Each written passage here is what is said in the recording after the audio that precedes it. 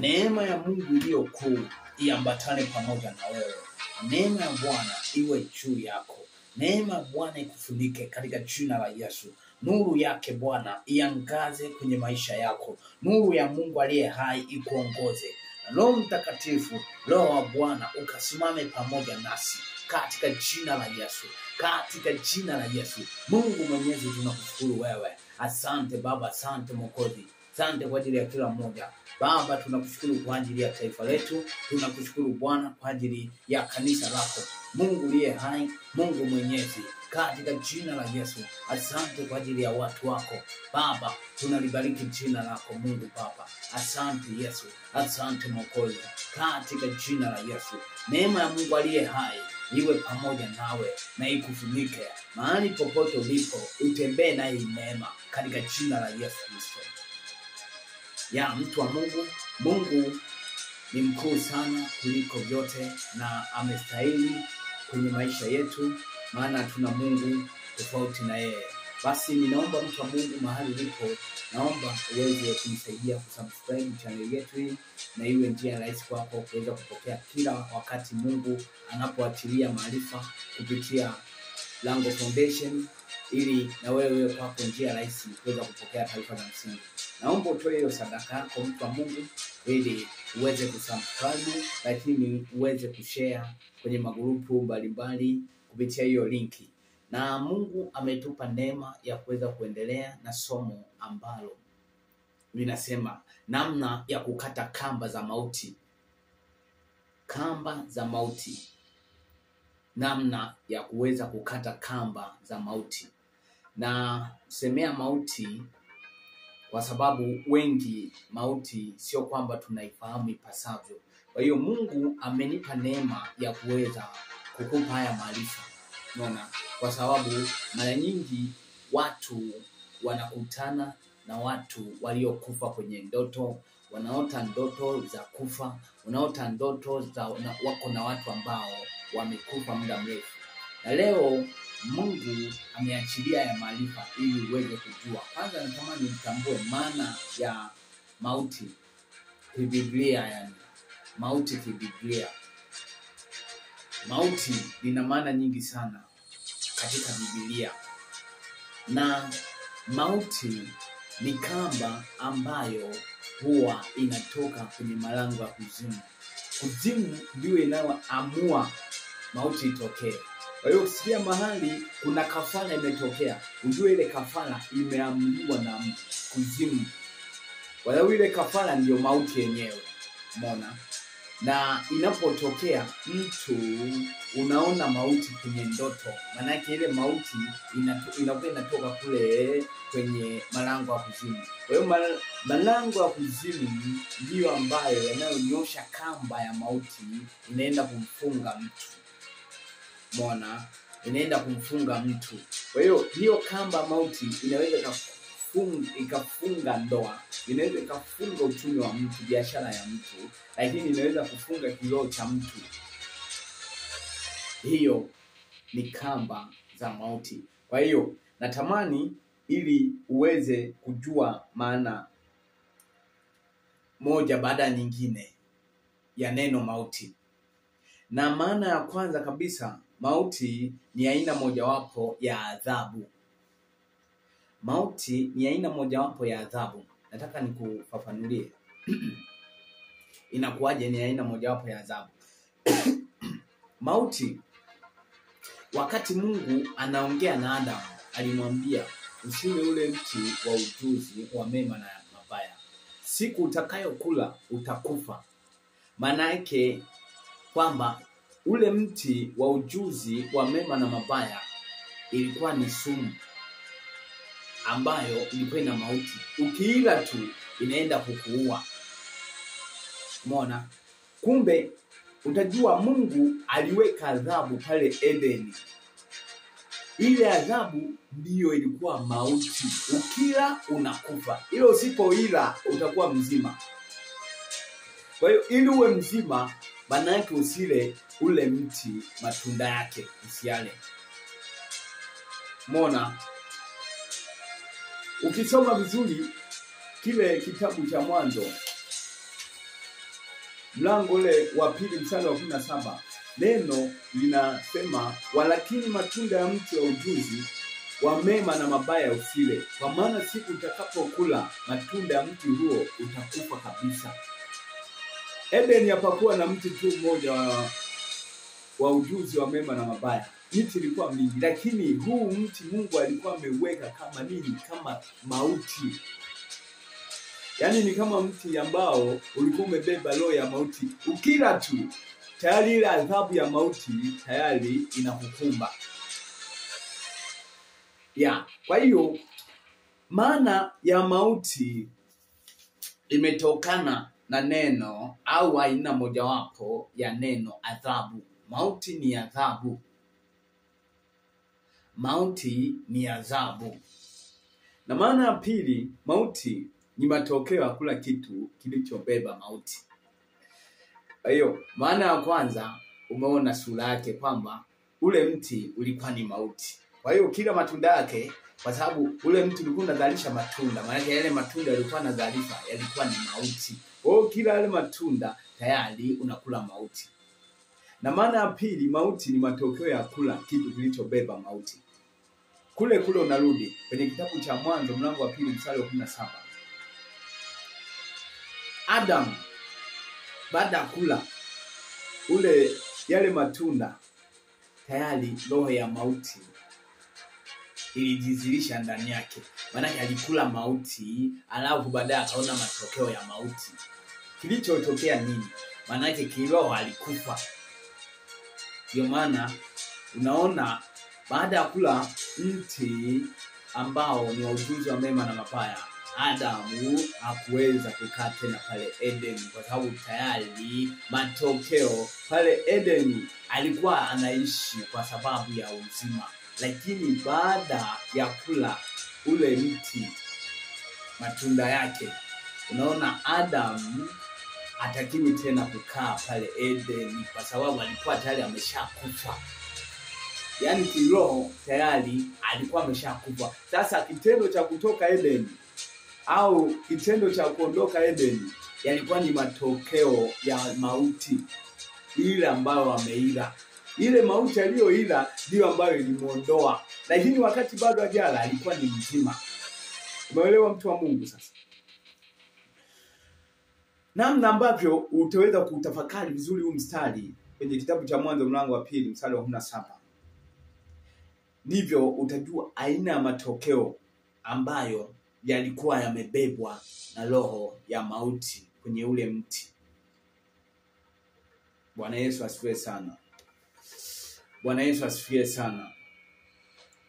Kwa hiyo mauti ni matokeo ya kitu kilichobeba mauti.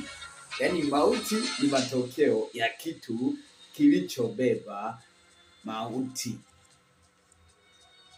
Matokeo yapi? Ndio yale matunda. Matunda yalizalishwa na ule mti. Maana yake ndio mauti. Yaani mauti ilizalisha matunda mauti. Matunda ambayo ni mauti. Yaani mti ulikuwa umebeba matunda ambayo ni mauti. Mauti ilikuwa imebeba mauti, ikazalisha mauti. Alafu baadaye Adam anaenda kwenye mauti, mke wake Eva anaenda kwenye mauti, anachuma mauti, anakula mauti. Ndio maana ya mauti. Na ya tatu, maana ya mauti ni mshahara wa dhambi. Imeandikwa ukisoma Warumi mlango wa 6 mstari wa 23, kwa maana mshahara wa dhambi ni mauti.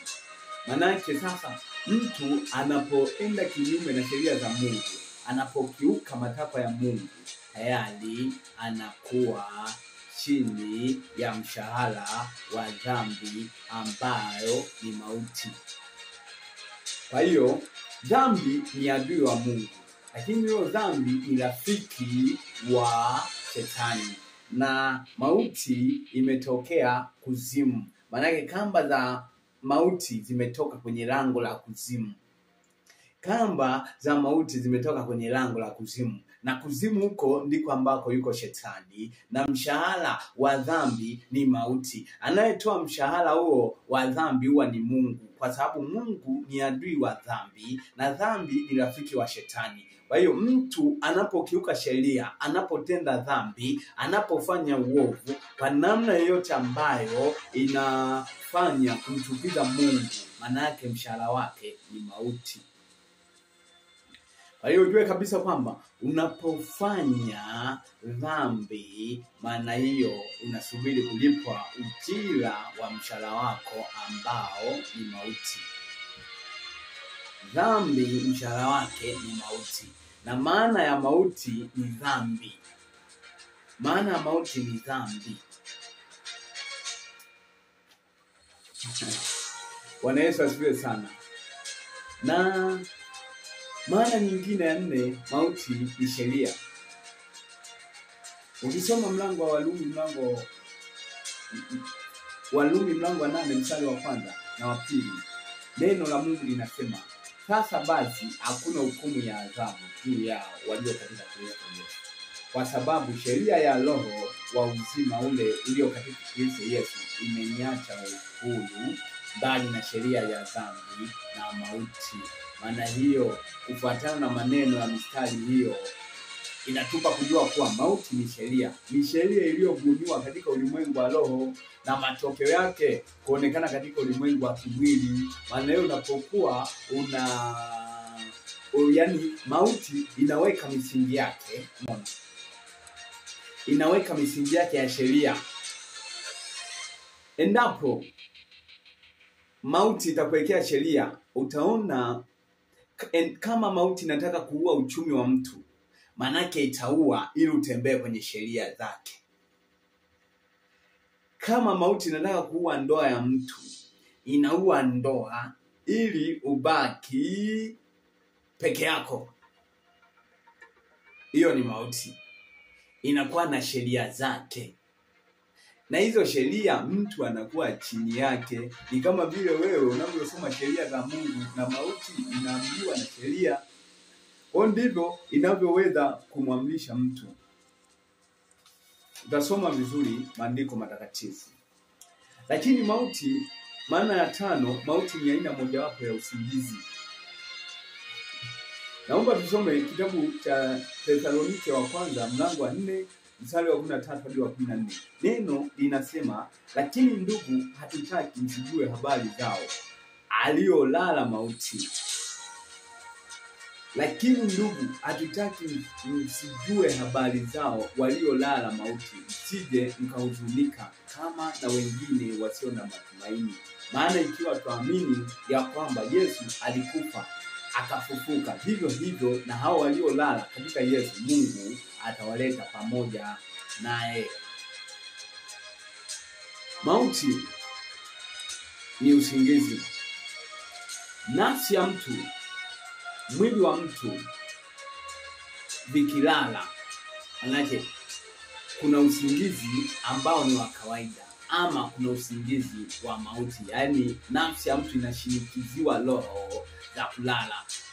Mauti hii inakuwa imebeba usingizi ili mambo yake huyo mtu yalale, vitu vyake vilale. Kwa hiyo unakuta kuna mtu akilala usingizi ni kama vile amekufa. Manake ule ni usingizi wa mauti. Ni usingizi wa mauti. Kwa sababu mtu aliyekufa hawezi kujua habari ya mambo yake. Na shetani anapokuwa anaachilia mauti ndani ya mtu, analaza nafsi ili asijue mambo yanayoendelea yanayomhusu huyo mtu. Na asilimia sasa watu wengi tumekumbwa na usingizi wa kipepo. Mapepo ndio hiyo mauti. Unakuta unaweza ukawa unashika Biblia kusoma, ghafla usingizi umekamata. Unajua kabisa kwamba ndani yako kuna mauti ambayo inaachilia usingizi. Kwa maana nyingine ya mauti huwa ni usingizi. Nataka nikuonyeshe maana tofauti, ziko nyingi sana. ziko nyingi sana hizo maana. Na nitoe mfano tu. Kuna mtu ukilala unaota ndoto upo kwenye gari na upo na mtu ambaye anaendesha, lakini huyo mtu anaendesha kwa hali ya kimwili alishagafariki na ndo anakuendesha wewe. Sijajua ni aina gani ya gari, lakini upo kwenye gari. Maana hiyo gari kama gari ni hatima ya maisha ambayo wewe umepanda, na anayeongoza gari, yule dereva, anakuwa ni kiongozi ambaye anaongoza. Ikiwa kwa jinsi ya mwili amekufa, lakini katika maono ya ndoto unamuota anaendesha gari na umepanda, maana yake yule ndiye anayekuongoza wewe kwenye maisha. Maana yake kwamba huyo mtu kama unamjua na unajua amekufa na anaendesha gari, moja kwa moja ujue kwamba ile roho yake wakati akiwa hai, maana hiyo inakuongoza wewe. Hiyo ni mauti. Kwa sababu ukilala unapata maono kama hayo. Na hiyo inaweza kuwa ni taarifa ambayo Mungu anakupa kwamba maisha yako yanaongozwa na mauti. Kwa sababu anayeendesha gari ni mtu ambaye alishagakufa. Maana hiyo anayekuongoza wewe ni mauti, ni roho ya mtu ambaye alishagakufa. Kwa hiyo kumbe kawaida unahitaji wewe ukae kwenye usukani uendeshe mwenyewe. Ila ikitokea sasa unaendeshwa na mtu aliyekufa, maana yake kiongozi ambaye anakuongoza kwenye maendeleo, kwenye mafanikio yako, utazalisha kwa sababu kuna roho ya mauti. Maana yake ni ngumu sana kuzalisha vitu, ni ngumu sana kuona matokeo kwa sababu anayekuongoza ni roho wa mauti ambaye sio mzalishaji. Umeona mtu wa Mungu? Na kuna watu unaota ndoto unashiriki chakula na watu ambao wamekufa. Ndio ile mtu wa Mungu. Ukisoma vizuri Luka mlango ule wa 22, unaona Yesu anaandaa meza. Umeona? Alipoandaa meza akawashirikisha wanafunzi wake, wakashiriki ile meza, wakala. Maana hiyo alikuwa anaweka ushirika wa kiagano. Aliandaa damu yake, akaandaa na mkate, kusema kwamba ndio mwili wake na damu yake. Kwa vile Yesu alikuwa anaweka kiagano wanafunzi wake. Maana hiyo katika ulimwengu wa giza tunashirikishwa vyakula na watu waliokufa. Maana yake tunafunga maagano na mauti ya watu ambao wamekufa. Kwa hiyo ukiwa unashiriki vile vyakula, moja kwa moja unashiriki nini? Unashiriki mauti. Tayari agano la mauti linakuwa limekukamata. Soma vizuri kitabu kile cha Isaya mlango ule wa 28 mstari wa 15. Amesema, kwa maana mmesema tumefanya agano na mauti, tumepatana na kuzimu. Pigo lifurikalo utakapofika halitakufikia. Maana tumefanya maneno ya uongo kwa kimbilio. Maana mmesema tumefanya agano na mauti. Kwa unaposhiriki hivi unaagana na mauti na watu waliokufa. Maana hata vitu vyako ndani vinaenda kufa. Yule mtu wa ndani, nafsi hai, anapokea mauti badala ya uzima. Kwa hiyo vinaenda kuua vitu ambavyo ni vya ndani yako, mtu wa Mungu. Hiyo ni ushirika ambao shetani anamkamata mtu kwa njia ya agano. Kwa hiyo usipojua namna ya kuweza kushughulika na roho ya mauti, mtu wa Mungu, kile unachokishika kitakuwa kinakufa tu. Kile unachofanya kitakuwa kinakufa tu. Hakuna kitu kitakachozaliwa wala hakuna kitu kitakachozalisha. Kwa hiyo hii inakuandaa wewe namna ya kuweza kuchanganua roho ya mauti. Kwa sababu mauti sio moja. Hizi ndizo aina za mauti, maana za mauti ambazo nakupa ili ujue namna ya kuweza kupita katika njia ya maombi. Namna gani unafungua vifungo vya mauti, kamba za mauti. Umeona? Bwana Yesu asifiwe sana. Kwa hiyo mara nyingi mauti imekuja kutawala maisha ya watu na uzima imeshindwa kutawala. Mauti haswa imetawala maisha ya watu. Uzima imekosa utawala kwa sababu kuna mauti. Alafu kuna mtu ambaye anaona yeye yuko sawa tu. Akishika kitu hakuna kitu kinachoendelea. Akifanya mambo fulani hakuna kitu. Ujue mtu wa Mungu, kuna kamba za mauti ambazo unakuwa umefungwa. Je, unafanyeje ili kufungua kamba?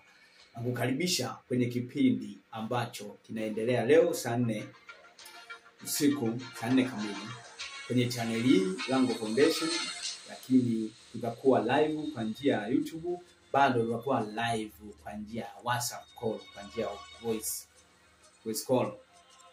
Nakukaribisha sana na usiache kusubscribe hii channel yetu.